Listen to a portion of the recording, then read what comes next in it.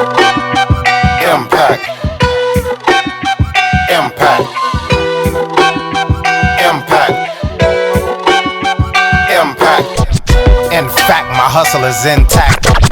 In fact, my hustle is intact. In fact, my hustle is intact. My muscle tough as the hustle, the numbers is just that. And I'ma keep winning and sit back. I love the feeling of killing them with that. Attacking the process, tackling topics, master synopsis. This the residual impact, yeah.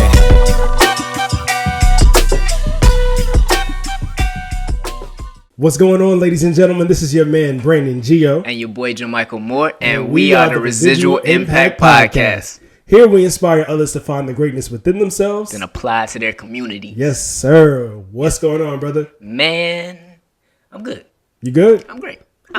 I'm great. You're great. I'm conscious to say that now. I like that. Not just good, I'm great. Speaking of great. What's great? I'm digging the hoodies. Oh. The hoodie situation. Come on, man. You already know. It is officially hoodie season, ladies and gentlemen. It's that time. And what I will say to that is, fellas, guard your hoodies with your life. She has no right to take your hoodies from you, brother. No right at all. She will take it. Bruh. She will.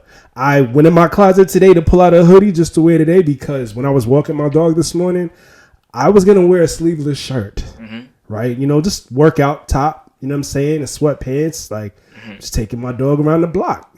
Got outside and it was burr. It was burr. It was burr. It's crazy. I just went outside not too long ago, and it's burr now. That temperature has definitely dropped, bro. It definitely dropped. So I made sure to be like, yo, when we go to record, I got to throw the hoodie on. Yo. And I had to count and make sure all my hoodies was present for me. But again, fellas, guard your hoodies. Make sure you keep count of that inventory. Bruh. One may get lost, though. Shoot. One may get lost, but it's okay. Man, I think for me now during this time, you know me, I'm little over here, man. So I'm always cold. Y'all might see me with straight hoodies for a little bit. I ain't gonna hold you. Yo, I might have to, re-up on some hoodies, man. Even though I'm big brothers get cold sometimes too. You understand? So I gotta, re-up on some hoodies. But definitely.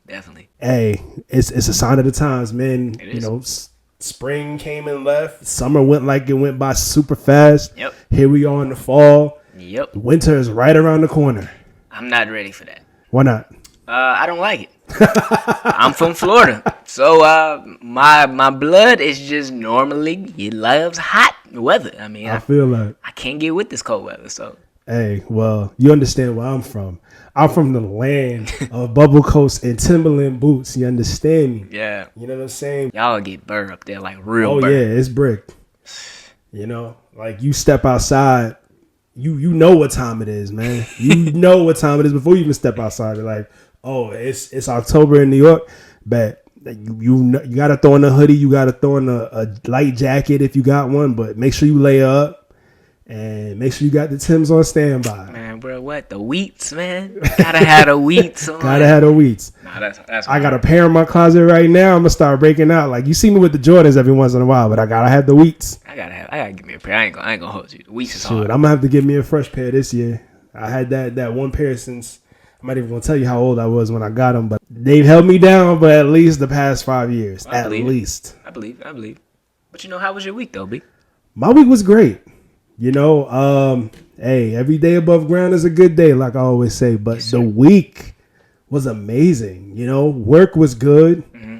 Didn't have any issues on the job at all. The podcast, man, I was able to edit it with no problems this week, no interruptions. You know what I'm saying? And to top it off, like yesterday when I was going to get lunch at ChickfilA, man, I had this amazing experience. As soon as I pull up to ChickfilA, they asked me for my name for the order, right? So I give them my name. And by the time I drive around to the window, the young lady asked me, what was the name for the order? And I tell her, and she was like, well, what did you have? So I told her my meal. I had a grilled chicken sandwich, fries with no salt, and a lemonade. She was like, oh, snap, I messed up. So she called over one of her coworkers and explained the situation about how the car in front of me, his name was also Brandon, and he ended up paying for the meal that he thought was his, but it was mine. However, he got his correct meal. Ah. So he paid for my meal and got his correct meal. And they said that I can have my meal for free. Not the blessing. Yes, the blessings, bro. That's hard. Yes, the blessings. I got my meal for free. So Come on now. as soon as I was pulling off, first thing I said, thank you, God. Hey, I bet it tastes better too. Oh, man, it tasted amazing. And it wasn't even like the hottest, freshest meal. Like, it wasn't like it was fresh off the grill and the fries were fresh out the fryer. But, because it was free, it tasted that much better. Come on now. You know what I'm saying? I ain't mad at that. You gotta love those moments for real. Gotta love those moments. Unexpected, but yet you love it when it happens. And check this out, too. That's good.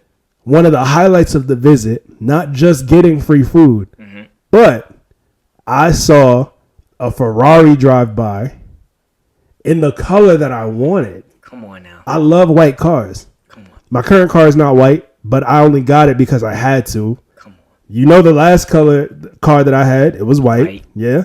So I just love white cars. That white Ferrari drove by. I heard the engine from down the street. So I'm like, what's coming my way?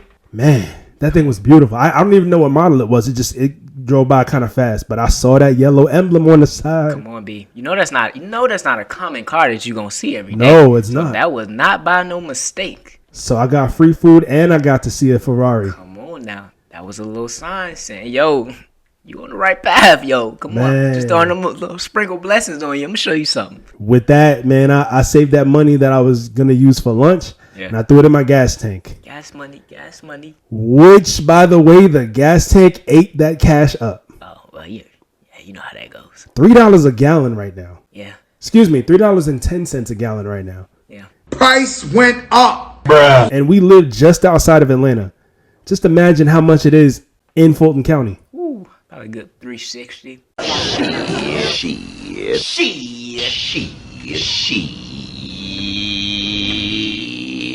Man, that's a little bit on the high, but close. Hey, it wouldn't surprise me. Yeah. I'm trying to think, what was gas maybe like 6 months ago?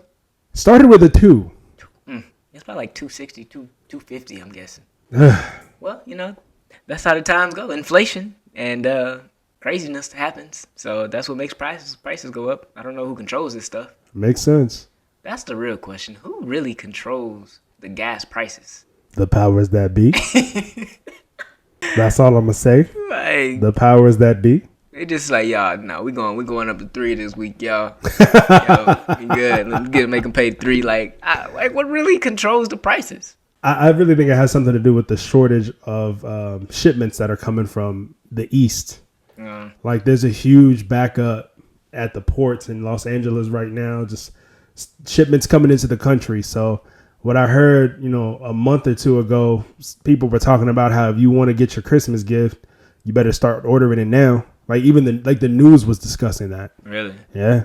I mean, I could believe it because even dealing with things on my job, like when it comes to shipments that we get like weekly, it's always either a problem with drivers or product that is just no longer in stock, or it's not in stock this week, or there's shortage on drivers. Mm-hmm. It's always a shortage somewhere because of everything that's going on. Yep, and that you bring up a very good point. The shortage of drivers. Mm-hmm. There is a shortage of a lot right now, but one of the main shortages is people. Yeah.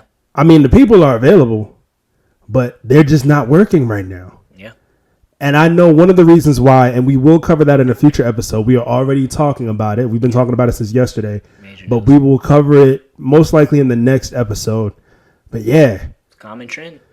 Oh, man, it's a definite common trend because like you talked about in a previous episode regarding a Bojangles, I've probably been to 2 different Bojangles this week because one of them closed mad early. Yeah. And I think it was due to them not having employees. Yep. There's one literally down the street from my job. And when I went on a lunch break, they closed at 2:00. Yep. That's crazy. 2. Just because they don't have enough people there. Yo. It's wild. And I drove by another Bojangles, which, the one that I actually ended up going to, which is a little further away from the job. But, I was able to do it within the time that I had. And they had a hiring bonus posted on their sign outside, like big bold letters. I think it was like $750 for a crew person, and then like $1,500 for managers. They got to get you in that building. That is nuts. But you know who ain't short on people? ChickfilA. ChickfilA stay booming. Chick-fil-A always booming. Bro, no matter what. And they can afford to give food away for free. Come on now. For free. Thank you for my free meal. I loved every bite. Bro, you think about it, though, you don't see no signs outside of really Chick-fil-A. No, you don't. Like, you don't see them talk about a shortage. You don't see them closing early. They still being innovative when it comes to the drive-thrus, and they some of the most creative people when it comes to these drive-thru games. They closed down the inside and they remodeled the entire drive-thru in a lot of Chick-fil-A's just because of what's been going on with C-19. You know, like, hey, you might not be able to dine in with us, but come through the drive-thru. We gonna still get you right. Right. Man, customer service still A1. Always. Come on now. My pleasure. How may I serve you? Like, what? To this day, I know some Chick-fil-A workers that I've known for years. They still say my pleasure, and they don't even work for the company no more. It's embedded in them. It's definitely embedded in them, man. My pleasure. My pleasure. Saying that, y'all. My pleasure, y'all. Thanks for serving y'all. Yeah, not me. Nah, that's hard, though, man. I'm glad that happened to you this week, though. Yeah, most definitely. That's some good news for real, man. I enjoyed every bit of it. I hope so. How was your week, though? This week wasn't too bad. I mean, of course, we still in the 9-to-5 lifestyle, but we still working towards something major. Overall, I would just say I met some cool people, but I had a really good conversation this week from a man. I'm not gonna say his name because he didn't know I was gonna bring him up, but he comes in the store quite often, and he is a millionaire, but he's a very humble guy. Oftentimes, what he'll do is he'll come in.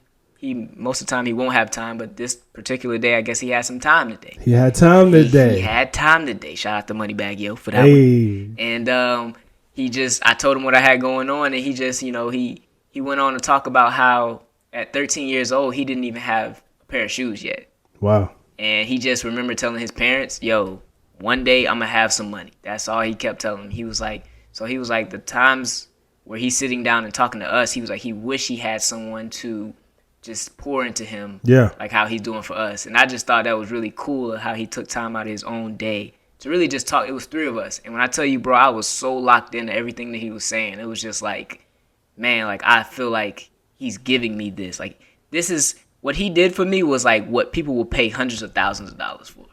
Yo, that's lit. That's what I felt like. I'm like, man, this dude literally had a Lamborghini outside just chilling. Like, come on now. Like, he was like, yeah, man. It's like I let people, it's like I seen some other kids one day and I just told them, yo, you like Lambos? Yo, get in. Just sit in the car. And he's like, the mother started crying because he was like, people wouldn't really do that. Like, right. But he's a very humble guy, very humble millionaire. And he get into that bag, yo. He definitely get into that bag. He get into that bag. But, yeah, I appreciate him for this week and just what he did to me overall. So that was the highlight of my week. Most definitely. Yeah, man. Hey, well, I know that I didn't mention this when you asked me how my week was, but what's up? One of the highlights of my week, it was definitely going through a podcast boot camp. And that's something that I will say gave me so much value this week. Yeah. As you were talking about how somebody was pouring into you. Yep. This boot camp that I went through was serious, man. And it taught me so much about perfecting this craft. Yeah. And I can't wait to implement it so it could take us to the next level because the info that I received over the last 5 days, it was amazing. I took notes. My hand was hurting. And let's just say I'm ready to get into it, man. Like we're definitely going to chop it up. We're definitely going to talk about the improvements that are coming within the next few weeks. Yes, sir. And we're going to take action and implement this information that I received ASAP. $100,000 information. Right? Come on now. And I definitely didn't pay $100,000 for it. Come on now. Bar. That's a key right there. That's a key. That's a key. So let's get it, man. We definitely got a lot of good things coming for you guys who are listening. And for those of y'all who are watching us, you're going to see some changes pretty soon. And I'm so glad that I was able to go through this so that I could, just learn, be a sponge, soak up all the knowledge that I possibly could. Yeah. But since I've soaked up that knowledge, man, now it's time to apply it. Yep. Because like I've said before, knowledge isn't power. Applied knowledge is power. Yep. And that was actually one of the things that the millionaire I was talking to talked about. He was like, that was one of the biggest things that changed his life was knowledge. Mm-hmm. But like you say, now it's applied knowledge that really takes an effect to make a difference in your life. So I'm glad you brought that up. Yes, sir. Yeah, man. Yeah, that definitely sounds amazing though, for real. Yeah, man. But speaking of people who've been perfecting their craft, let's talk about some people who have been revising their craft. Uh-oh. Remember we had that story a couple weeks ago regarding the Millennium Tour where a certain member of the Millennium Tour who wasn't initially supposed to be there was there to apologize to somebody who was actually on the roster? Most definitely. Yeah. So this time around, there's more Millennium Tour drama. Oh my God! Yeah. So apparently, Bow Wow has not been getting his flowers. Come on, man. Right? So what's been going on, and I've noticed this over the weekend, Bow Wow and Omarion were trending. And when I looked on Twitter, I'm like, what's going on? Why are they trending? I mean, I know they're on tour right now, but what's popping? So apparently, Bow Wow seems to be upset about how the Millennium Tour is running. Because he claims that he's only getting about 15 minutes each night to perform his music. Just 15 minutes? 15 minutes. Come on now. Now, I can kind of understand that in a sense of there is a nice sized roster when you're looking at the Millennium Tour right now. You got Ashanti as a special guest. You have Pretty Ricky. You have Sammy. I think Chris Brown was at one of the shows.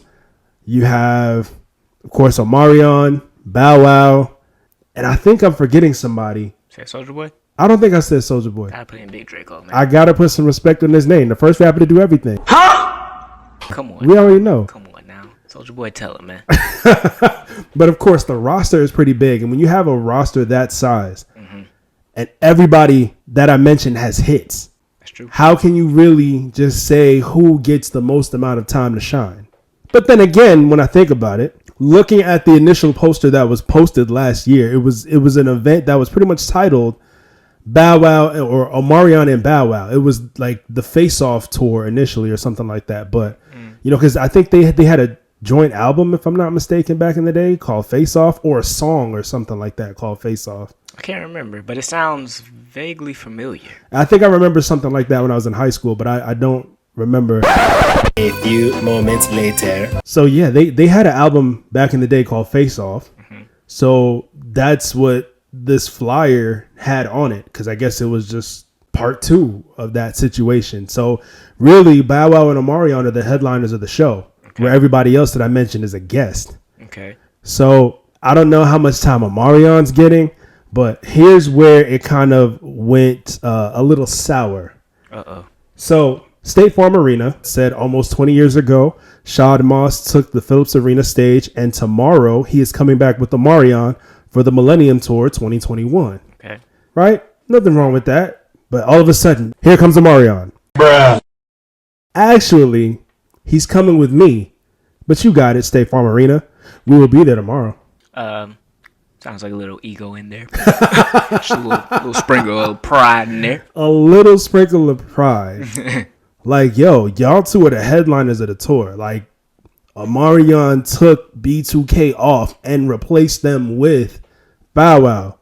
They were the headliners. But you're only going to give the brother 15 minutes to perform the many, many hits that he had. Like, Bow Wow was talking about how he couldn't even finish his songs. He has to maybe do like a line or two from one song and jump right into the next one so that he can get as many as he can within that 15 minutes. And you know that's what the people came for. They want to hear the classics. They want to hear the classics. And Bow Wow's been doing his thing, I think, since he was like 11. My question would be, how much time does Omarion have? That's my question too. And I really don't know, to be honest. But Bow Wow saying he only gets 15 minutes. So I can imagine if he gets 15 minutes and he's upset about that, I'm pretty sure Omarion's not getting 15 minutes. Yeah. I'm pretty sure he's getting more. Omarion probably got a whole set. Probably got a whole 40-minute set. Come on now.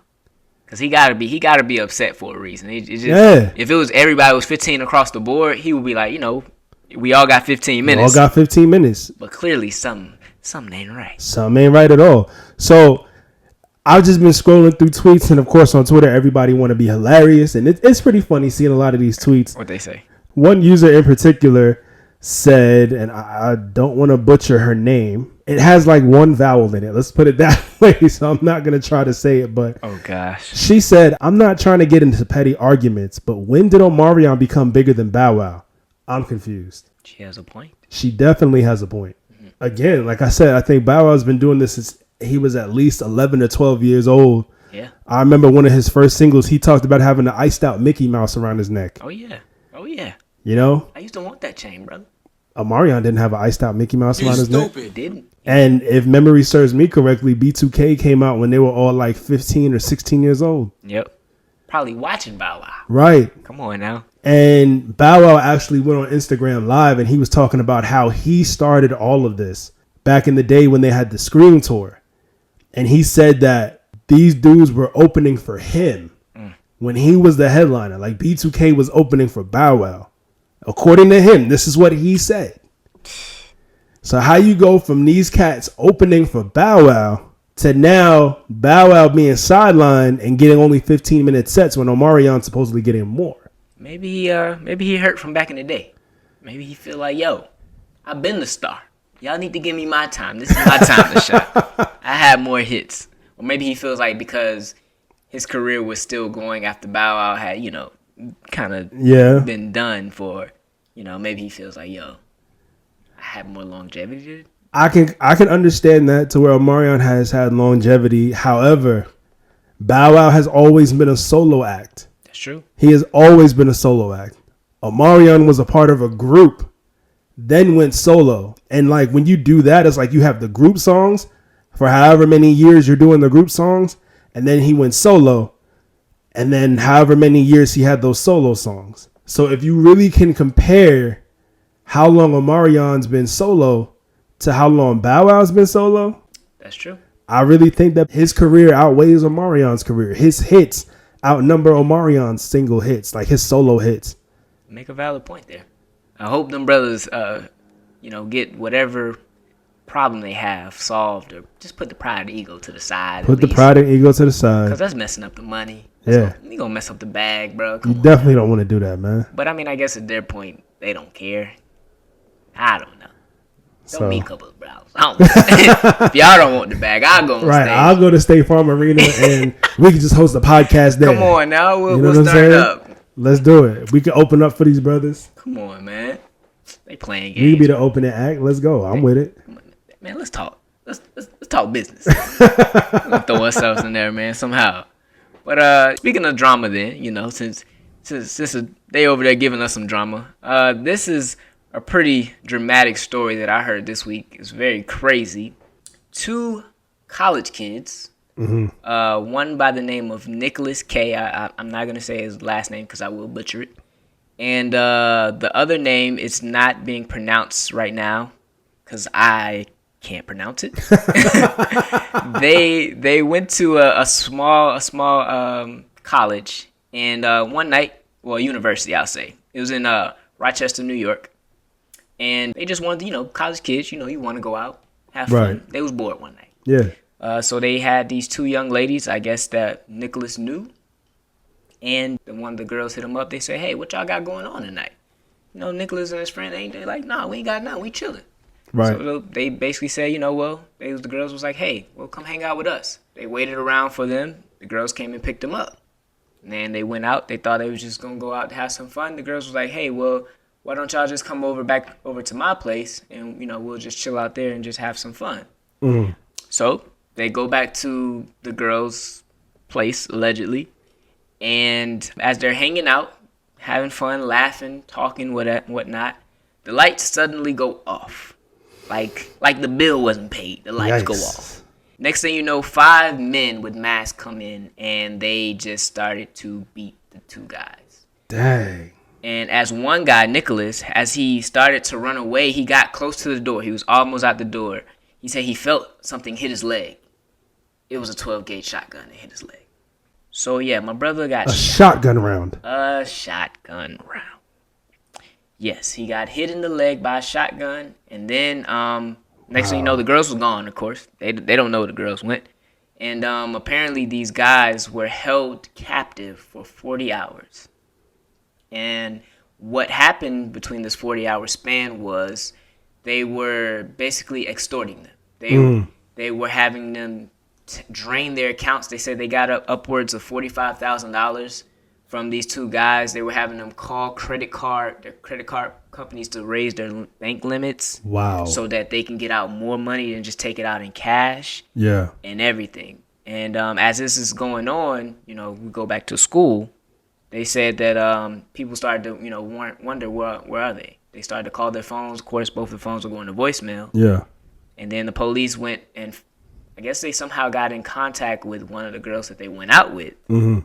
They brought both of the girls in for questioning, saw that both of the girls' stories weren't adding up, so they didn't believe them.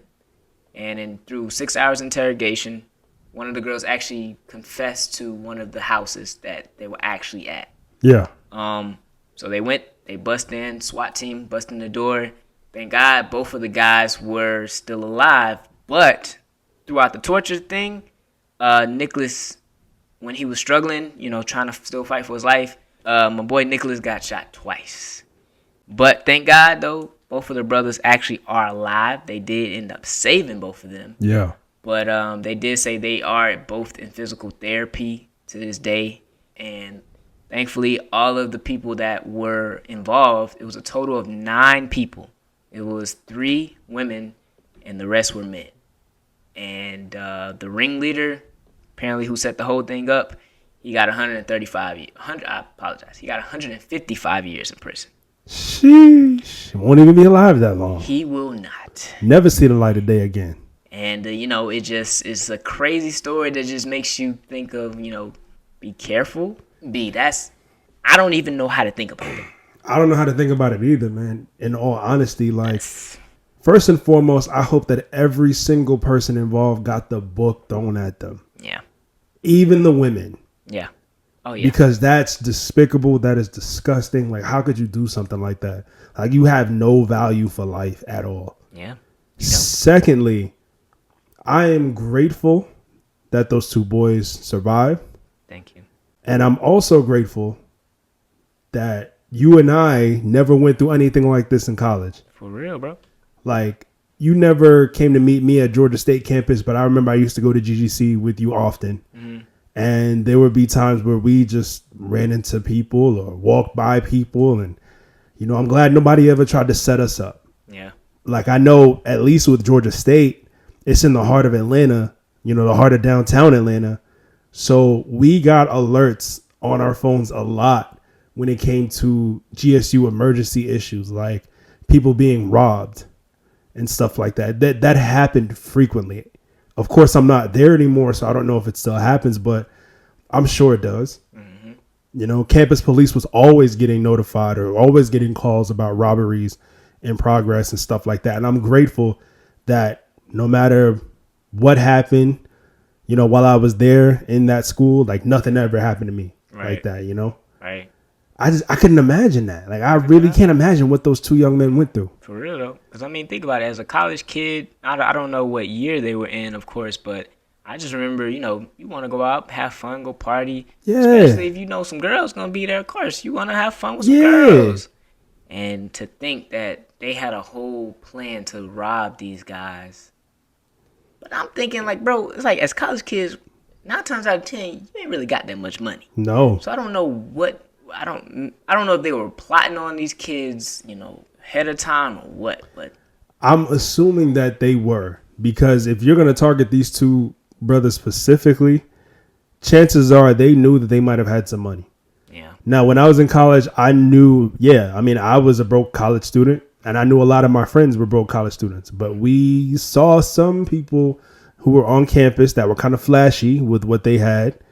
Yeah. Not saying that they deserved to get jacked for it, but we knew some people who definitely had money. Yeah. So, those people could become easy targets, especially if you're not like physically big or strong in stature. Like maybe you could be somebody who's kind of like small or smaller than like the guys who jumped them. Like, I don't know, man. I don't even know what to even think about that, because first of all, I think that getting jumped, That's a coward move. Very. Like if you want to fight me 1-on-1. Don't jump me. Because if you jump me, I'm taking one of y'all out. And if you bring a gun, better use it. Come on, man. You better use it. It's just, man, that's weak, man. You know what? It's extremely weak. That makes me think of one time. I did have actually somebody try to take me for my pizza, though. Bruh. I stood my ground, though, B. They didn't take my pizza, though. Bruh, how did you turn this situation? Hey, I'm sorry. I just remember that, though, B. It was my first year of college, though. They tried to take my pizza. That's about all I could afford back then. But, hey, they tried to take it, and I stood my ground. Well, hooray for you standing your ground for some pizza. For all of y'all, yo, don't let go of your pizza. Hold on to it. This guy. Just saying, man. But, man, shout out to Nicholas and the other guy. Glad y'all are safe. Dang. Excuse my partner, but, yo, like... It's just a flashback, man. Nobody care about your pizza. The pizza is gone. I ate it. But... he tried to take it after I stood in line, though. I stood in line for almost 30 minutes, and bro tried to take my pizza out of my hand. How dare you? It was Papa John's. Oh my God! Come on, man. All right. Just had to bring that one up. Next. Next. I had to bring that one up for the people, man. Oh, my gosh. Oh, man. But that, I don't know, man. Like, that just goes to show, like, expectation versus reality. Yeah. Now, as brothers in college, I used to party a lot. Like, I'll never forget. I went to the one party in Atlanta, right, at a club. I can't remember what club it was. It was a popping club. Mm-hmm. I had friends come in from out of town, and we just all went to a club one night. I posted it on Instagram, and then another friend of mine who went out to UGA, he hit me up and was like, "Yo, that looks pretty lit. Come out to party with us at UGA next week. I'll show you what, a real party's like." When I tell you, I went out to Athens, like I drove out to Athens to party with them at UGA. I went back every single weekend after. No, they said that's the party capital over there, right? Listen, when I was in college, UGA was ranked the number 2 party school in the country. I'm telling you. The number 2. I'm telling you. UGA knows how to party. Look, I can tell y'all this now, but I went out to a party there. I had no business. I was in high school, though, and I went out to a party out there. We had no business. That's how I know it was a party school. I had no business out there. Yo, I'm glad I didn't go to UGA, though, because I'm sure I would have would have flunked out. Bro, no, it would have been a party. Literally, it's a party probably almost every other day of the week, bro. Dog, when I tell you I was meeting a new girl or several every single week, my friends and I, we made it a game how many numbers we could pull before the end of the night. I believe No lie. I believe it. No lie. Like, we were pulling numbers like crazy. And that's around the time where Instagram first started. So we used to get followers and stuff like that just off of parties. Dude. And then we would get numbers. And, yo, I swear, like, I think maybe like 2 or 3 years ago, I was going through my phone. Like, because I rarely delete numbers. I have so many numbers in my phone. And I was just going through my phone. And I'm like, who is this? Some of the names I actually remembered. Some of them I recognized as girls I met at UGA. Mm-hmm. And I remember I checked up on one of them. Married, 2 kids. Like, I'm like, yo, so many things have changed. And it's like, yo, that's crazy. It is crazy. But deleted the number. Delete. I deleted so many numbers. No, that makes sense, though. That makes sense. I mean, it was back in the day. Yeah, but those are the expectations, especially of young college men. I was in my early 20s just living it up, partying. Now imagine if I was just going to those parties expecting to have a good time, but the reality was I was going to get jumped by 5 random dudes with masks. Scary. That's very scary. So it just kind of brings me to this point. Even now, long after I'm done with college, right? I still find it hard to trust random people, even though I love meeting new people. Like, I really love meeting new people. I guess, I don't know. It's just a good thing to do. There's 7 billion people on this planet, and not everybody's going to try to set you up. Right. But in this day and age, man, you just never know. Yeah. That could really be the downside of meeting new people. So I'm really skeptical about a lot of the people I meet until I can kind of try to find a way to gauge the situation and kind of, feel you out, figure you out, see what you're about, stuff like that. You know, if we're going to meet up for the first time, let's meet up in a group setting. Yeah. I'm not going back to your place. You're not coming back to mine. You know, I got my boys with me. You got your girls with you. You know what I'm saying? If I'm going to meet a young lady or whatever, Yeah. I don't want to get set up. I'm not trying to get jumped. Let's just put it that way. And that's the thing too, is like you said, you want to bring somebody with you, and he had his boy with him though. Right. But they had 5 other people. Yeah. So it's like, yo, I guess it's like just have your location on, or have your something to where somebody outside of there knows, yo, I'm here. Anytime, you know, my friend Dre and I, like when we go places and we know, like maybe we just meet a new girl, or, you know what I'm saying? Like, hey, I'm going out with this woman tonight. You know, we just met recently. This is where we're going. If you don't hear me check in with you by this time, you know where I was, then you can call somebody. Like, we do that. Yeah. If we're not going out together to make sure that both of us are okay when we're meeting new people, this is where I am. This is where I'm going. Yeah. I will check in with you by this time. And if you don't hear from me, call for help. Okay. So, yeah, to all of our people that may be in college right now, even if you ain't in college right now, and you in that same kind of space, have somebody outside that knows where you are, that you could just check in with, yo, you know, because that's a common thing around ladies, you know, typically they do that. Yeah. But us as men, we think, oh, man, we good, you know, we just need to watch out for the girl. Right. We don't think that anybody's going to mess with us. Exactly. But make sure you know you have somebody that you can trust, that you're like, yo, I'm here. I made it here. This is where I'm at. Yeah. This is where I'm going to be at. If you don't hear from me, Right. you know where to look. And it's crazy. Like, yo, a lot of the ladies today are vicious. Like, you don't expect nothing like that from them. Like, you might be expecting for a bunch of dudes, like if you're walking down the street and you by yourself or whatever, and you see a group of guys just standing on the block, you might expect them to maybe try you, maybe jump you or whatever. But yo, you can run into a fine woman, you know what I'm saying, gorgeous woman, and you know she shows interest in you, and you thinking like, oh snap, this is lit. Yeah. Next thing you know, you hog-tied in the back of a van, you know what I'm saying, with a bunch of dudes standing around you, ski masked up, like, yo, give me all your money, give me your jewels, like, run it. You know what I'm saying? Like, nobody wants to go through that. No, that's true. I guess, you know, don't be fearful of these things, but at the same time, be mindful of it. Correct. Because I for sure don't fear anybody. Yeah, that's real. Definitely don't fear anybody. That's real. You know what I'm saying? But, you know, always got to be mindful. You always got to keep your head on a swivel. Yeah. Always got to pay attention to your surroundings. Yeah. My head is constantly on a swivel when I'm driving. My head is constantly on a swivel when I'm just walking down the street. Yeah. Even when I go to Atlanta. Like I said, all the time at GSU, people were getting robbed. You know what I'm saying? Anytime, like, I would walk from one building just to go to another building to go to class, my head was constantly on a swivel. Yeah. There was one park that we always had to walk through to get to a specific building on campus, and I think it was Woodruff Park. And it's off of Peachtree Road, right? It's Peachtree Road, Peachtree Street, one of the million peach trees in Atlanta, right? So You already know. there was a lot of homeless guys over at that park. So they would always be begging for change, begging for money to get something to eat, whatever.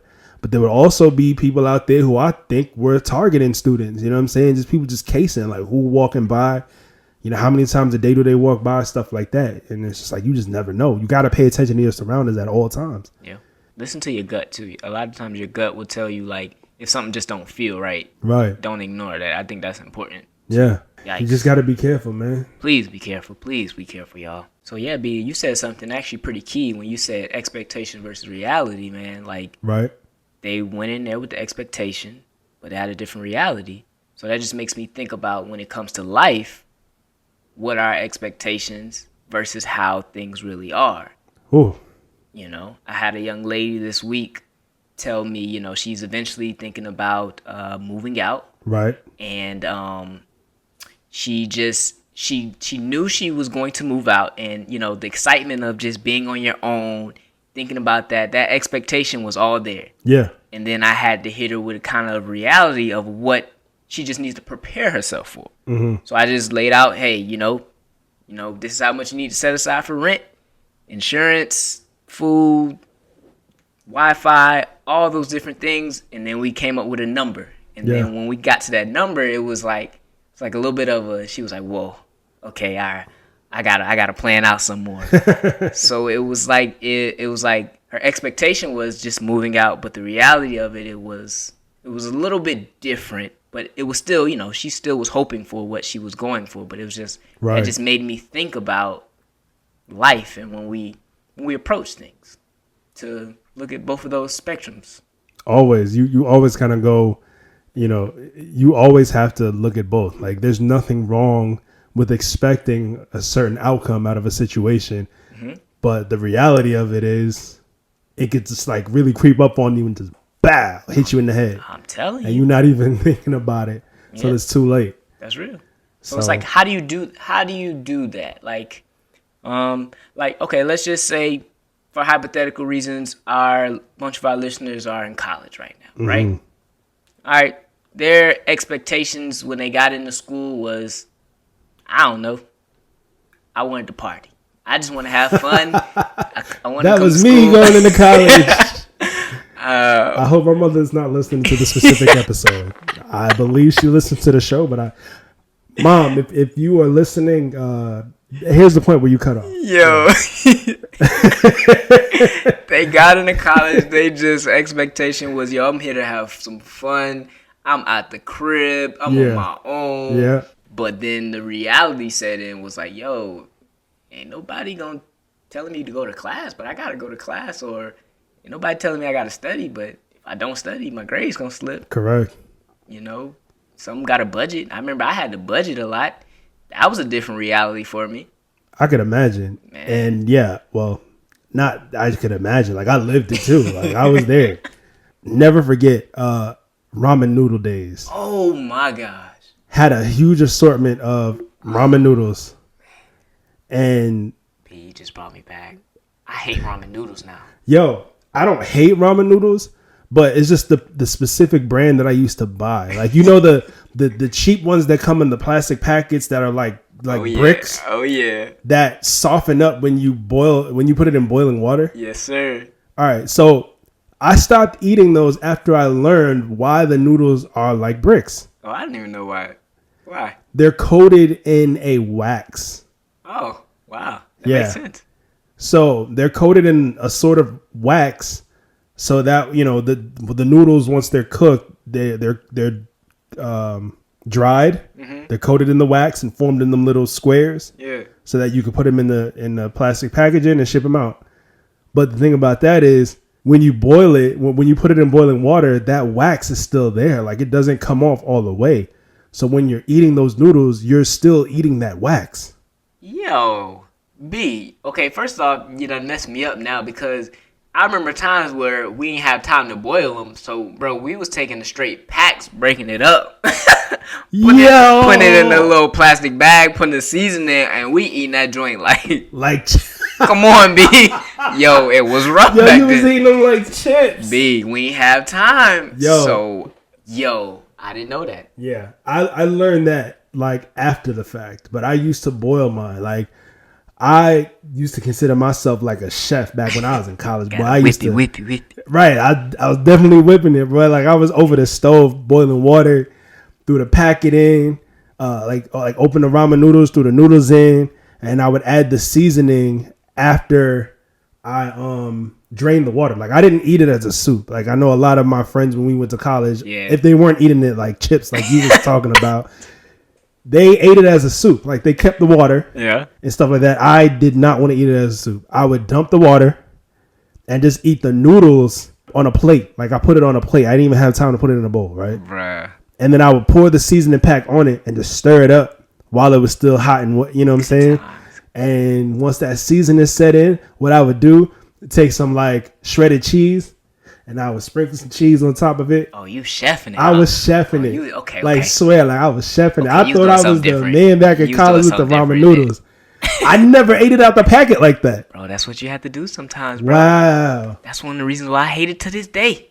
I can't stand them joints, bro. But yeah, I stopped eating them because I found out about that wax coating that they used. And then it's like, yo, I'm not eating wax. But you see, here's the thing, right? Okay. So that brings me back to the reality of it, right? Where you're on a budget. I only can get, I think I got maybe $150 a month. Yeah. And I had to make that $150 stretch. Jeez. So when it came down to the end of the month, and I'm only at $10 left, that's all I got. Yeah. You know, the packets of noodles were what, about 75? Like 60 something cents, I think. At least. Wow. Oh man, that's rough. That brought back bad memories. Man.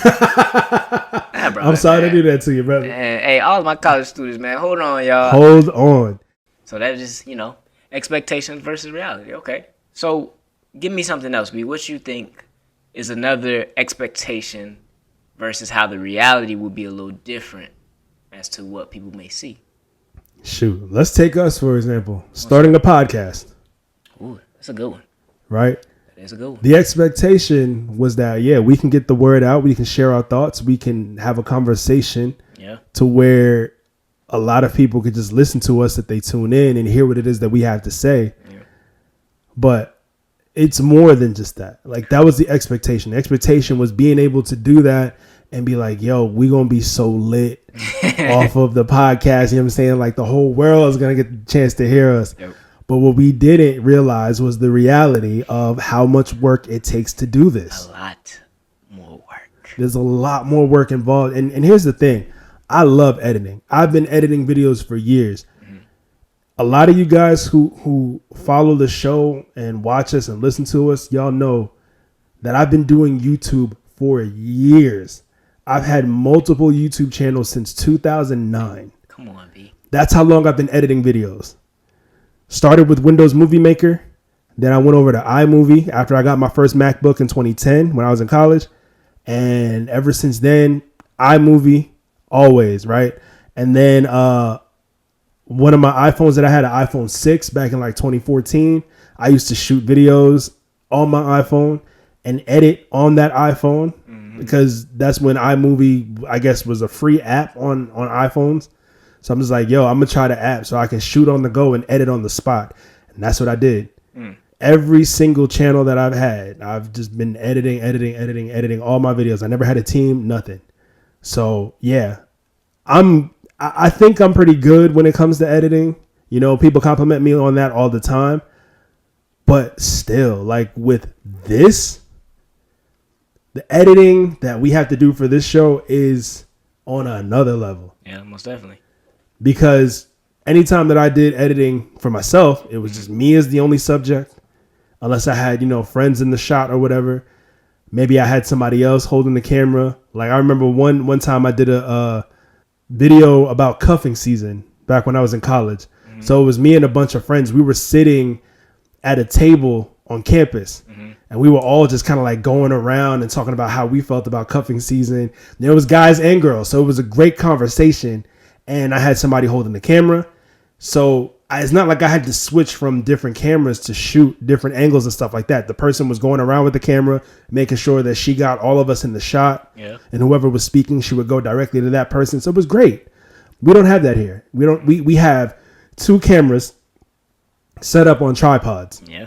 And at the end of every episode, I mean, you already know how it goes, but for those of y'all who don't know what we do behind the scenes, at the end of every episode, we airdrop the footage from the cameras to my MacBook just so I can edit. And to go back and forth whenever you watch us on YouTube. That's why I'm so thankful for all of our subscribers on YouTube. Yeah, shout out. We're at how many now? We're currently at 32 subscribers. 32. Record this. And last week, I think we were at 25 last weekend. We were. Yeah, that's crazy. Shout out to all our new subscribers. For real. Thank you guys so much for tapping in with us. And we can't wait to, continue sharing videos with y'all. But for those of y'all who see the videos, you see, like, as right now as I'm speaking, the camera's on me. Yep. Say something. It's going to cut to me. And then when I pick back up, I cut it back to me. That back and forth dynamic looks so good on camera. But the editing process to do that between two cameras that we're shooting on, it's not that simple. Yep. It's very time consuming. So the expectation is, yo, I know how to edit. I'm bomb at editing. I could do this. I'm going to kill this. I can edit a video in a couple hours. Yeah. The reality is, one day it took me 10 hours to put an episode together. 10 hours. 10. Between editing the video and the back and forth and inserting clips and sound effects and stuff like that. Yeah. 10 hours. Lord, first off, that's a long time. That's a job out. That's a job. That is a job. But I think that's a great example of showing people how to balance things as far as knowing what to expect before you start something. Because I think a lot of times we get into something or we just want to start something thinking, this is what it's going to be, but it's really something a lot more behind it than we So I think that for first and foremost is a great example for anybody that wanted to get into editing or podcasting. Right. To let them know, like, hey, like, yeah, you can do it, but it takes a lot for it to be great. I mean, you can, or you just want to put anything together, of course. Yeah, I mean, it's simple. Like, if you just want to put something together, we didn't have to use 2 cameras. Yeah. I just think it adds to the dynamic, making things a lot more interesting when you can see, how the camera's on me now that I'm speaking. And then when Mike starts to speak, how the camera just pans to him or goes to him. Now, we actually had a camera person behind the scenes. It would be that much easier to switch back and forth. Most definitely. If we had somebody controlling, that situation. Like, I know a lot of podcasts do, but maybe we can do that later on down the line. Oh, that's coming. That's most definitely coming. But for anybody who's just starting, you don't necessarily have to have a dual camera setup. No. Some podcasters even do 3 cameras. They'll have the dual camera setup that we have, but then they'll also have a camera in the middle to capture the subjects in the shot at the same time. So, like, let's say you can capture the 2 of us at the same time. Ooh, that's hard. It is hard, but it's also more work. You know what I'm saying? Like, that would be a great thing to do. And I think when we first started, I actually thought about doing that. Yeah. And, one day we will do that setup, but, we have to make sure that getting the podcast out to you guys is going to be a lot less time consuming. Yeah. And when we get to that point, then I'll definitely do a 3 camera setup and make it, much more of an interesting dynamic for you guys to watch us on. And like I think we said it last week too, there's levels to it. Yeah, there's always levels to it. There's just levels to it. So start off where you are and just work with what you got. Yeah. Make it work. But also realize that behind all of this, it's some real work. It's some things that you have to learn. I remember you sending me all these different videos on stuff to learn and little details on just this is how you can make this better. Like, this is good, but you could do this next time. And it's just dude, you've taught me so many different things that now I've had to pay attention to as far as editing and posting and all these things. I'm just whoa, my mind wasn't even there. I didn't even realize this stuff.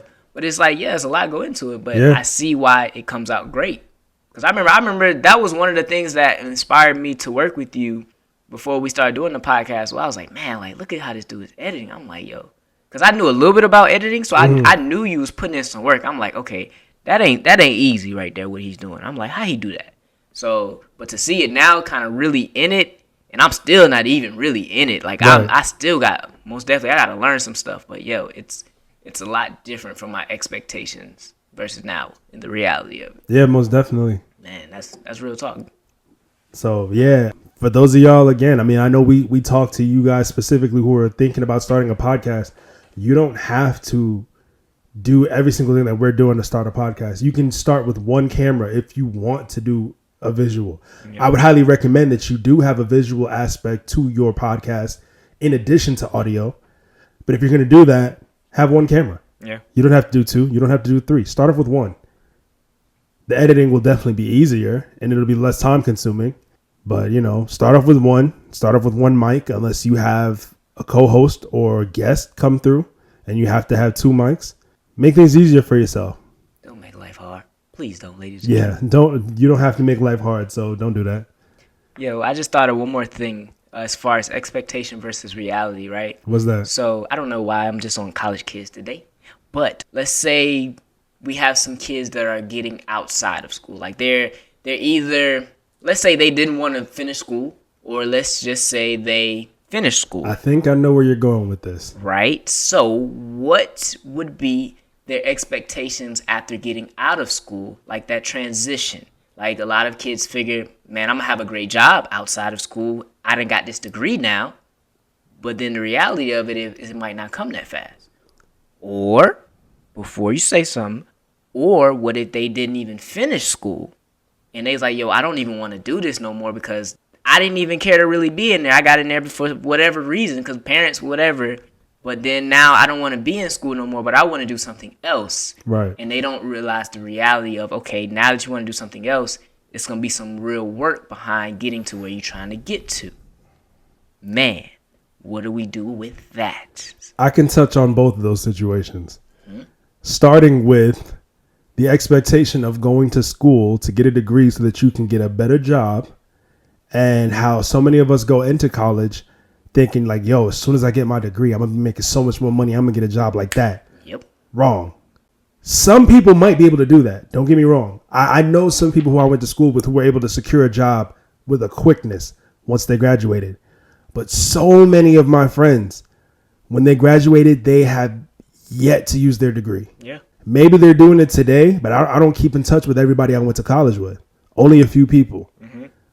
But I know shortly when everybody graduated, so many friends that I had back then did not get a job locked in right away. Even with internships that they had, they were not able to secure a full-time position. They were not able to put their degrees to use. So shout out to all of you guys who put in the work and time to get your degrees and actually were able to put it to use. Nah, facts. Like really, more power to y'all. For real. Secondly, I'm on the other side of that coin. I'm one of the people who went to school and was just like, yo, this is what I want to do. I went to school for journalism. I know I've mentioned that in a previous episode. I wanted to be on the radio badly. I wanted to be a radio personality since I was a kid. And I wanted to do two things, actually. I wanted to be a radio personality and a DJ. So I could DJ like at parties on the weekend, get side gigs when I'm not working my radio show during the week. It's like, yo, I know music. I know the industry, stuff like that, blah, blah, blah. Let me DJ your party. And I thought I was going to be the next DJ Clue, the next Funkmaster Flex, the next DJ Envy. You know what I'm saying? Like, that's what I wanted to do. But life had other plans for me. When I went to college and I, studied journalism, I realized that it wasn't for me. There were certain things that I found out about the radio industry that I didn't like. And I'm like, well, what is it that I do now? Because I'm the type of person who's always valued my time more than money. Money's great. It's awesome. You can do a lot of things with money. And I know some people say money don't make you happy. But I call DuckTales on that. I call BS on that. Money will solve a lot of your problems, especially financial problems that bring you down, right? So anyway, that's a different story for another episode. I was one of the people who, as soon as I found out what my life could be with my potential job after graduation, I said, no, thank you. And I dropped out. Now I have my associate's degree, but I didn't complete my bachelor's. It was what it was. It is what it is. It just wasn't for me anymore. All right. My expectation after I realized I no longer wanted to continue college, my expectation was I was going to get whatever job I could, work as hard as I could, get as much money as I could, stack as much bread up as I could, and invest. I've had an investment mindset since I was 24 years old. When I realized that there had to be more to life than just working every single day of my life. Big facts. That just had me thinking, like, there has to be more to life than just going to work every single day and really not having much of a dollar to your name. So I developed an investment mindset. I started learning from other entrepreneurs, young entrepreneurs who would tell me certain things or teach me certain things that I never knew before that I value to this day. Some of those same entrepreneurs that I met when I was in my 20s, I keep in touch with them to this day. And I still follow them to this day. They're millionaires. They were six-figure earners back then. They're millionaires now. Come on, man. And I was just like, yo, if I learn from them, I'll be in the exact same position. That's right. My goal was to be a millionaire by 30. It didn't happen because, of course, that expectation of being a millionaire by 30, that's just what it was. It was an expectation. But the reality of it was, Man. that major heartbreak that I had in my 20s, it crushed me and it knocked me off of my journey. And that's my fault for letting it do that. That's my fault for not just getting back on my feet and saying, hey, I got work to do. I got something to do. I got dreams to live. I have a goal to hit of being a millionaire by 30. Never happened. But it's a lesson learned. instead of earning $1 million by 30, I'm going to hit it at 35. That's real. Speak it. I'm definitely going to hit it at 35. Speak it. So, I have a few years to go, and I'm going to get there. And now I think you're even at a better place because, you still have that expectation, but you also know the reality of what it will really take to even get there. Yeah. So I think that's even a greater way to even look at things. So I think that's really big. As far as me, I think for me, my expectation was kind of weird. Like, so I have my degree, but for me, I never was dependent upon my degree. I never thought my degree would determine my income. So that was one thing I just would always tell myself. So when I got it, I didn't get right into a job that I was like, man, this is what I'm using my degree for. No, I actually was working the same job before I had my degree. Right. And now it just so happened that with all the work that I put in over the years, I'm working towards something that is going to utilize my degree in the end. But the reality of it was, man, I was like, okay, well, I just got to work to get to that goal that I want. Like, it's just, I had to learn how to do business on my own. Like, hanging out with, like you say, when I was hanging out with you, you brought me around people that you brought me around like a lot of young, like you say, millionaires. Like, well, at the time, they were probably like thousandaires. But, you brought me around a lot of people who thought differently. And then that like started to change me. That started to change the way I think. Started to make me read more books. That started to make me believe in myself more. And then in return, I started to learn about different things. Started to put myself in position to own a business. And then I just started to do these things on my own. Now, granted, it was a lot of work in between, but the reality of it was I could get there, but it looked different than what my expectation was. My expectation was I just seen the end. Yeah. I just seen me owning the business, everything good, money flowing in. But the reality of it was, it's some days is good, some days is bad. Some days like, yo, why am I doing this? Like, I don't want to do this. I'm tired, bro. Right. And I think that was one of the biggest like wake up calls of between the two. That, my friend, is opportunity cost. It is. The opportunities that we were presented with, especially when it comes to doing things differently than a lot of other people in this world would not even either think of doing or wouldn't do just because they don't think that they can. Yep. It comes at a cost, man. It does. It does. We all have the same 24 hours. Yep. I mean, if we're all able-bodied, we all have the same physical capabilities of doing certain things or, accomplishing certain goals. Even if you're not fully able-bodied, you can still live out a lot of your dreams. Yeah. So why are we sleeping on it? Maybe we think we got time. True. I, for one, am a person who thought I had a lot of time, and that's probably why I didn't hit the millionaire by 30 mark that I set out for myself. I thought I had enough time to accomplish that. But again, like I said, that's the cost of having an opportunity like that, to even think that you could just be a millionaire at a certain point in your life. Yeah. How many people always talk about wanting to become a millionaire by winning the lotto? Oh, yeah. They'll always say, man, I wish I could win the lotto so I can be a millionaire. Or if I hit the lotto, I'll be rich. Those type of people, to me anyway, don't seem like the type of people who are able or ready to receive something as big as that, even if they were able to hit the lottery. That's why so many people who win millions go broke. They go broke. It comes at a cost, man. Like, there's a cause and effect to everything. But in this situation, there's a cost and effect. Ooh. You understand? Key.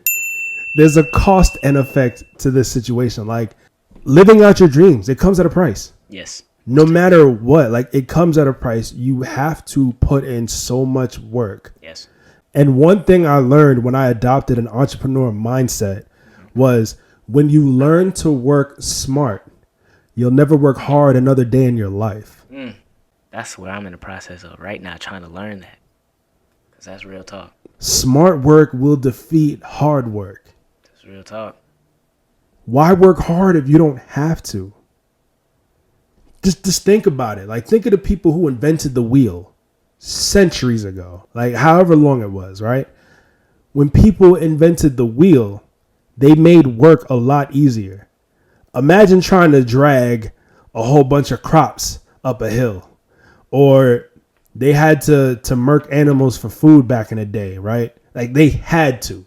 Now imagine animal as big as a buffalo, right? And you got to carry that thing around. You got to drag that thing around so that you could take it back to your town and cook it to eat it. It's a lot of work. That's hard work.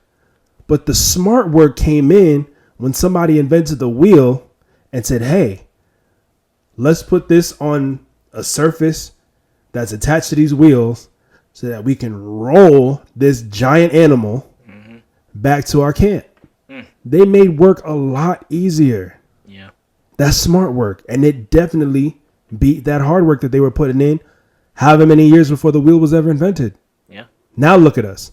We use wheels to get across state lines. Everything. You know what I'm saying? We use wheels to definitely go from point A to point B every single time. And for me to get to work, I use my wheels. Use the wheels. And it gets me there in 20 minutes. Versus if I were to use my feet, I'd probably make it there in half a day or maybe even a full day. That makes me think about when I was talking to the millionaire. He was like, I have some millionaire friends right now. He was like, some of them don't even drive. And he was like, why do you think that? He was like, because we was talking about cars. He was like, yo, they can go out there and buy Ferraris and everything. But he was like, they won't. He was like, they actually will rather pay somebody to drive for them because, you know, them sitting in the back seat, they can get more work done in the time that it takes to get them to one destination to the next. And then it frees up their time. Next thing you know, they on the golf course. Wow. He was like, they have realized the benefit of just opportunity cost of their time. Because you think about it, when you're behind the wheel, you can't do no work. Heck no. You got to be focused on the road. But if you got somebody driving for you, man, you getting work done. All right, I'm done with work now. All right, I'm going to go get on the golf course now. I'm cool. Everything has an opportunity cost to it, no matter what it is you're doing. Right now, as we're doing this podcast, we're basically foregoing our time where we could be doing other things, but we're doing this to help us get to where we're trying to get to. Facts. You know? And like I joke with you often, you know, and I've said this to a couple of my other friends, but I don't think I've said this on the show, but really between my 9 to 5 and the podcast, I don't have a life right now. You know, like you and I see each other every week, and I happen to see one of my boys for the first time in like maybe a month. Like we hung out on Labor Day, you know, and that week, because I hung out with him on that Monday, we went to Piedmont Park because they had a jazz festival there, which we didn't even know about. We got to the park and there was just so many people there. We was like, what's going on? Street vendors for like a mile, food, jewelry, clothes. It was fun. It was lit. It was amazing. It was great. But we hung out that day.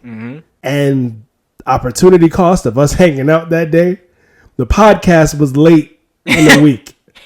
I didn't put it up on Tuesday or Wednesday. It ended up going up, I think, that Thursday or Friday morning at like 3 o'clock in the morning. Like I had to stay up late for that before I went to work. But I saw him a month ago, and I just saw him like we hung out for a few hours after he got off of work this week. You know, I really don't have a life right now, but Let's get that. I get it. It's worth it. It is. That's what I was gonna say. This will all be worth it in the long run, man. Like to reiterate what we talked about last week, we do what we have to so that we can eventually do what we want to. Yes, sir. You understand? Yes, sir. So basically, in all, everything that you're doing, ask yourself, is this worth my time? Because that time can be, you can't get more of it, like we said. Right. That time can be either used to put you forward, keep progressing you towards your goal, or it's just, I don't even like to say wasting time, but it could sometimes be wasting time. Could be. So that's something you just got to ask yourself as you're doing whatever it is you're doing through your daily. Yep. Ladies and gentlemen, that is opportunity cost. Most certainly is. What we got next, Mike? So we got it. We got I tried to like make a rap. That didn't really work out. Listen, one day we'll have like maybe a song for this. Like Yeah. when we get the soundboard, we can cue it in. Come on, man. I'm just waiting for that, yo. But until then, I'm the record. But we got our answers of the week. Let's go. Bring it back to us, the question of the week, B, so then I can hit them up with the answers of the week. So the question of the week for last week was, if you were on a deserted island, what would be the one thing that you would bring? And we got a lot of responses. But before we get to the responses, All right. we have to share ours. Ooh. So I'll let you go first. Did you have time to think of what you would bring? Because, hey, everybody knows the answer that you would have had from the last episode. If they watched it, they know what you were going to say. Man. Are you sticking with that answer, or are you going to change it? That was my strongest one. All right. Hey, well, if that's your answer, that's your answer. I ain't got nothing else for real. Initially, I would say like a cell phone or something like that so I can have communication with the outside world. However, I'm sure if I was stranded on a deserted island, I wouldn't get a signal. So, in this case, my thing of choice would be a sword. Ooh. And the reason why I say that is because, I was heavy into martial arts growing up. Started off with karate when I was a kid, or karate as it's really pronounced. And then I kind of graduated into kung fu. So I know how to use some weapons here and there, you feel me? So if anybody want to try me, if I got that thing on me, you're going to be diced up. You understand? Chop a brother up, man. I know how to chop brothers up. Come on, man. Don't chop no brothers up. Please don't. But try me if you want to. Please don't try him later. But nah, like I would bring a sword with me. My favorite sword is a katana. It's a Japanese sword. And I love katanas. But I would bring a sword with me to the island if I could. Any sort of danger around, if I need to defend myself, I got my blade with me. You good? I'm straight. You know what I'm saying? And if I had two of them, it'd be better. I can see you with like swords hanging up in your crib. Be like, you got them somewhere on the wall. Trust me, when I have a sword in the house, yes. But when I buy like my own house, like my dream house, you better believe I'm gonna have weapons everywhere. I see. I'm gonna have melee weapons everywhere. I'm gonna have swords. I'm gonna have daggers. I'm gonna have ninja stars. I'm gonna have them all over the place. Please do not break into Brandon's house, ladies and gentlemen. if y'all try to creep up on me, you catch me slipping in one of the rooms, I'm gonna make sure I go somewhere just you don't even expect it. Pull it out from the bag of chips. Where I keep the chips at. Hit you with a ninja star. You know what I'm saying? Oh, you just never know. Oh, so don't run up on me. Try me if you want to. Lord. All right, man. Let's say some of these answers, yo. This man. That is hilarious. I love it. Okay, so all right, some of our answers. So from the roll up, they said if I could bring multiple books, they want to bring books. I want to bring books. I ain't mad at that. Hoss 63.3 said a utility knife. Okay. I like that. That's around the lines of your katana. Yours is just a little bit more. It is a little more handy because it comes with different tools with it. You know what I'm saying? So it could be crafty, but it could also be a weapon. That's true. So response from Maya Diaz speaks. She said either giant box of matches or a knife. Okay, Maya. Yeah, shout out to Maya. It's Drea Nicole said, does a toolbox technically count as one thing? And you know what? When Drea hit me with that, like I was not expecting it. So I was like, clever. I see what you did there. So the real Shawnee Knox said, I would bring a book called The Power of Awareness by Neville. It helped me manifest my way off the island. That's interesting. That one's a very, very interesting one. Yeah. I like that one. All right.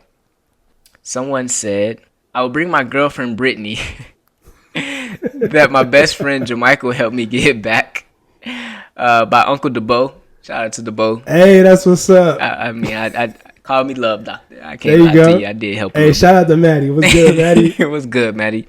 So Call Me Tony said I would bring my best friend, as well did Valerie. They both had the same answer, said they would bring their best friend. Okay.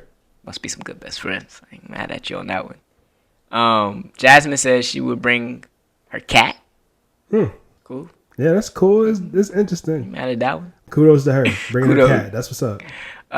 Studded Mommy Kwan says she would bring weed. Hey. Little ganja. Little marijuana. Like, keep you calm. You got something to spark it with? Well, I mean, I guess you could rub sticks together, see if you can light up a fire. Man, you gonna get tired of rubbing them by then, bro. You gonna give up. TT Lala 17 said Bible. Okay. Bring the Bible. Gypsy 07 said she would have her music. She would bring music. I ain't mad at the music one. I ain't mad at the music one either. Keep you entertained. For Keep you from real. losing your mind. And the last one, oh no, I had two more. Nitra Lachey, she had two answers. One, she said she would bring an airplane so that she can get out of there. First of all, who's flying a plane? How you gonna learn how to fly a plane? You don't even know how to fly a plane. Right, and if you're on an island, how would you gonna have enough room to take off? Unless you're on like one of the, I guess, water planes. I don't know what you would call it, but the ones that you can dock on the ocean. Look, listen, I don't know. And then she also said, my nephew said he would bring a survivalist with him. So he thinking outside the box on that one. There you go. He bringing somebody to help him. And our last response comes from Oh Sweet Cheeks. She said she would bring essential water. No love for Dasani, huh? I guess not. She want that specific brand. There you go. I ain't mad at that. They are popping right now. They popping. I'm saying. But thank you to everyone that reached out this week and gave us an answer. We love your answers, like I said. Yes, we do. And the crazy thing about it is each week we're getting more and more responses. I'm telling you, they love the question of the week. Yo, that's lit.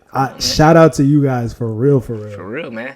And we love to continue to give y'all these segments of the week. I think they're important. They're definitely important. So be on the lookout for more segments. We got way more like segment titles and all of that coming. Yeah. It's going to be lit. I like it. But thank y'all to everyone that reached out. Most definitely. So if you would like to be featured on the next week, answer the next week's question, which is, drum roll please. The next week's question is, or I should say this week's question, is what is something you can do today that you couldn't do a year ago? What you want to do? Already, I'm just going to say it before anybody else says. What you going to say? This year, we can go outside. We outside this year. Last year, we wasn't outside. We wasn't outside, though. You know what I'm saying? Some of us was. So, some of us was. Georgia definitely didn't shut down. No. So no matter what, yo, people was definitely outside in Georgia. I can attest to that. They was outside. I was outside too, so I'm not gonna lie. You know what I'm saying? I don't know my answer just yet. I want to think about mine before I give it. I don't know it yet. I understand. Cause this one, I like this question. It made me think. And same here. Like I can really say that there was something else that I could say. I feel like the answer that I just gave was extremely easy. It was a cop out. Yeah, you did the cop out. Yeah, this week, I did the cop out this week. But hey, it is what it is. All right, so next week when we answer, give us another one. You didn't give us another one. Why should I? Cause I couldn't think of none, man. Come on, it's my wife, man. You gotta give us some love, all right? All right. I'll let you have that one. Okay. But okay. I'm most definitely gonna have a good one, a good answer for y'all. So y'all already know if you would like to answer the question of the week, you can hit us up on Instagram, Twitter. Most definitely. TikTok. Definitely follow us on TikTok. Hit us up on TikTok. Mm-hmm. Like our TikTok. Share the TikToks. Comment. All of the above. Like, we greatly appreciate the support we've been getting lately like crazy. Yeah, most definitely. So, yeah, follow us on Instagram. Follow us on TikTok. Subscribe to the YouTube channel.